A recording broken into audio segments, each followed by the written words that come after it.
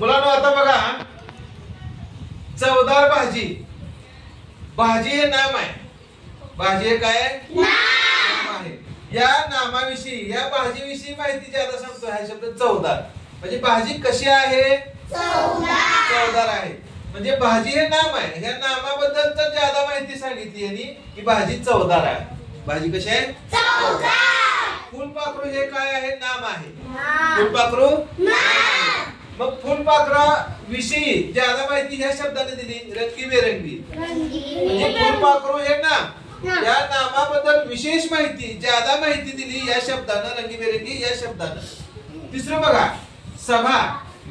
सभा म्हणजे जिथं अनेक लोक प्रचंड गर्दी असते त्याला सभा म्हणतात. आणि कोणतरी एक जण समोर बोलत असतो ते सभा. सभा हे पण नाम आहे. सभा कशी झाली? प्रचंड. प्रचंड म्हणजे खूप माणसं. या सभेबद्दल ज्यादा माहिती प्रचंड या शब्दाने दिली.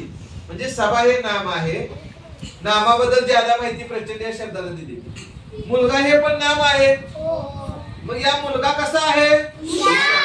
मुलाबद्दल माहिती दिली हुशार या शब्दाने. म्हणजे नामाबद्दल ज्यादा माहिती दिली. इथं पण फुल हे काय आहे? विशेषण आहे. सॉरी, फुल हे नाम आहे.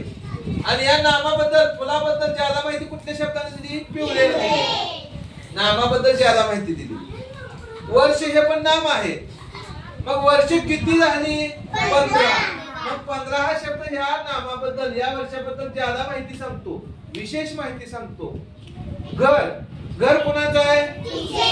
मग हे घर कुणाचं आहे? हा घराविषयी ज्यादा माहिती सांगितली ह्या शब्दानं. म्हणजे हे जे शब्द आहेत, बाजी, फुलपाखरू, सभा, मुलगा, फूल, वर्ष आणि घर, अशी जे हे शब्द आहेत हे नाम आहेत. हे काय आहेत? नाम आहेत.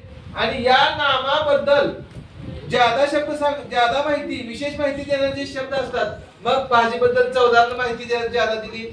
फुलपाखरू या शब्दाबद्दल रंगीबेरंगीने ज्यादा माहिती दिली, विशेष माहिती दिली. सभा या शब्दाबद्दल, म्हणजे सभा हे नाम आहे, प्रचंड या शब्दाने विशेष माहिती दिली, ज्यादा माहिती दिली.